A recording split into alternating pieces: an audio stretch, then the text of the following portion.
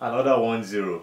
We had a 0-0 draw against West Ham. We had another 0-0 against Southampton. Now 1-0 now. Ozil actually got the goal for us in the first half. I think there's something wrong. We've been saying this for a long time now. Sanchez, it turns off like maybe 20% of what he usually does. Like I said, I don't know, maybe there's a problem somewhere. We're not playing to our best. The attacking force, they are not doing enough. Like the match against Southampton, 1-1, we were lucky. The match against West Ham, 0-0, we were lucky. They could have won at the death. Against the Newcastle now, 1-0. And even not for Ozil, it would have been another draw. That would have been a defeat, 3 draws, and we were losing points. Manchester City, I think we are 19 points below Manchester City in December. So and you could imagine, and we are closer to the relegation zone. And for a club like Arsenal, it shouldn't be like that. And so something needs to be done. For me, I think it's more worrisome because when you look at the people ahead of us, the teams ahead of us, and the likes of Liverpool, Tottenham.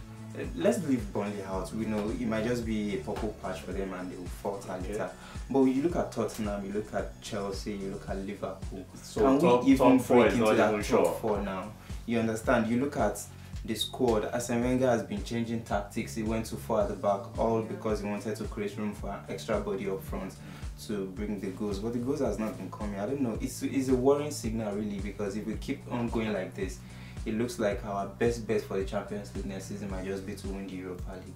But defensively, do we have a problem? I really don't think we have defensive problems per se. Except for the fact that in the last 10 minutes of the last 4 games, we've been losing concentration. They've been, but it's been a good one. Like the last 3 matches, we kept a clean sheet against West Ham, against Newcastle also. So I think defensively we are okay, not excellent, but we are okay.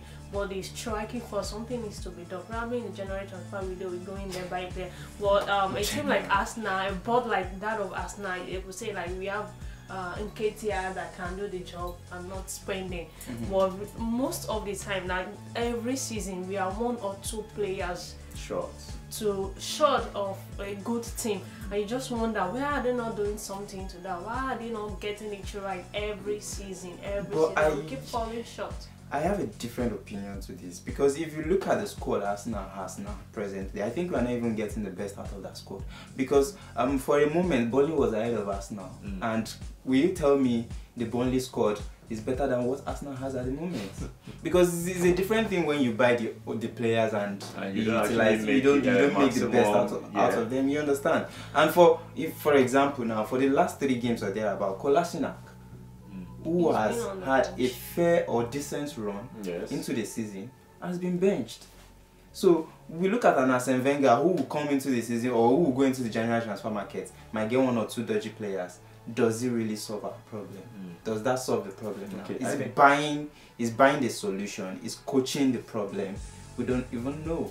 Okay, let's go into the transfer window now. It's barely how many weeks now? Like 3 weeks, 2-3 weeks ago. 2-3 weeks from now. Now, we are hearing rumors about Steven Zonzi. He plays with Sevilla now. He used to be in the Premiership. He has played with Blackburn and Stoke. And is he going to come and perform a miracle at Arsenal, or should we just still expect the same old thing? And we also need to look at the fact that we have new scouts. Should I say a new head of scouts and a director of football now. Is it going to change anything this transfer window? For me, I don't think we really need Steven Nzozi. If you look at Granit Xhaka, same thing we said about him. It was excellent. Before he got to Arsenal. Definitely there was a problem. There is a problem in that Arsenal team. Probably with the coach, probably with the training. I don't know, but if a player like Nzozi, we're still going to get the same issues. Xhaka has been very poor, very poor, losing possession, straight passes everywhere. So Steven Nzozi will not come and solve this problem. I think I agree with you on that point, that he is not the Messiah. Steven Nzozi will not come in and solve the problem, but for the sake of squad depth, I would really like us getting Steven Nzonzi, considering the fact that he has the steal. Whether we like it or not, you look at Granit Xhaka, he's a softie somehow. I don't know, maybe he first came into the Premier League with all his bruise, his force and everything. He got the red cards, and recently he has soft-pedaled his tackles and everything. And the midfield, the Arsenal midfield has been suffering. You understand? Maybe too cautious. And the fact that Nzonzi has had Premier League experience before with Blackburn and Stoke City, and going to Spain has refined his style of play. Now, I think for squad depth, for the sake of squad depth, because when you look at our squad, Cazorla has been out now for ages, and it doesn't even look like he's coming back. We've been missing his creativity. God knows. Let Xhaka just get one injury now. But isn't Steven also more of a defensive midfielder? Exactly. He is a defensive midfielder. That's what I'm saying. If, God forbid, Granit Xhaka gets injured now and he doesn't come back from that injury, who do you think is the best fit? For me, I think Coquelin will even do a better job than Steven Nzonzi. I don't like slating our players. I don't like berating them. The likes of Coquelin are not the kind of players that should be playing for Arsenal. Arsenal is a big club. But if we were to look, we want to challenge the biggest clubs in Europe. We should go for the best. Coquelin was excellent. It was very good. Almost by far, if you were to count like maybe the top 3. Exactly, one of the best tackler. Even his possession, his play, with all his excellence, he couldn't even get into the French squad. And here we. N'Golo Kante came all of a sudden and is a mainstay in the French squad. So what are we saying? Gone are those days when we used to have our first 11 in the French squad. The likes of Patrick Vieira, Robert Pires, what's his name? The man with the ponytail. I've forgotten his name. Petit. Emmanuel Petit. So we should go for the best, not the French players. Let's scout the best players this time around. Let's wait and see what happens. January is just around the corner. Okay, so now let's look at Manchester City. We're talking about them not quite long ago. They are so way ahead of everybody else now. Let's compare Manchester City of now to the Arsenal Invincibles. 49 unbeaten runs. Manchester City, they've gone 16 games unbeaten. 17 now. Yeah, I think they've done the 17th. Yeah. Okay, so that's like. We are talking about unbeaten. We are talking about wins. Okay, sorry. 16 games win. Yes, 16 game win run.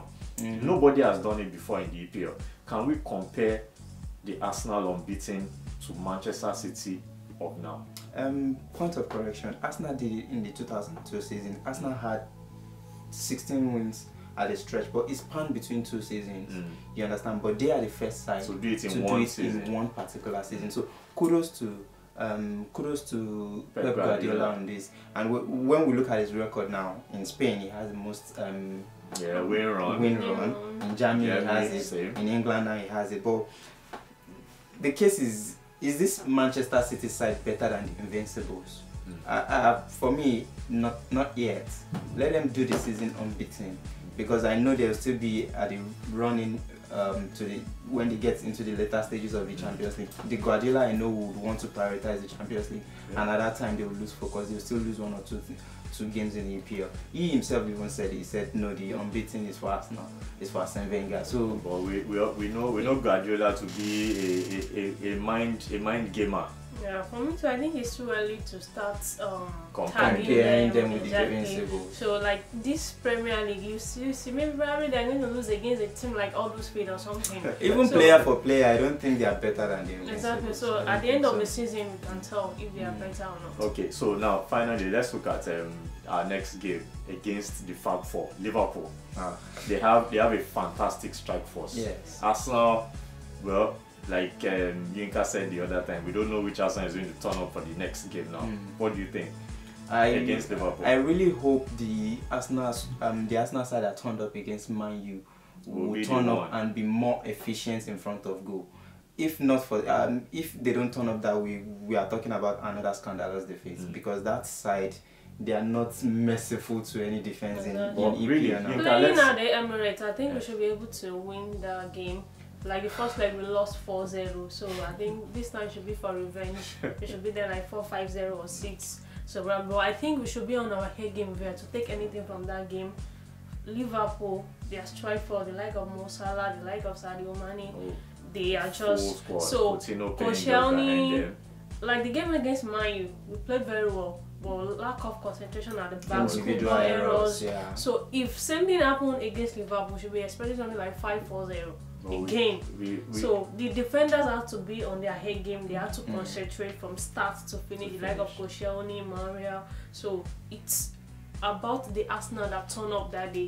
I think Liverpool too also has they have those issues too. Yeah, they have the Liverpool defense is there for the taking. You know, the two defenses there for these two defenses are there for the taking. And I hope we can take our chances. I just hope so. And I think the team that scored first will probably win the game. I think it's going to be a high scoring game as far as I can see. Exactly. Okay, so we'll do a review of the game against Liverpool. Until then, catch you later. Bye.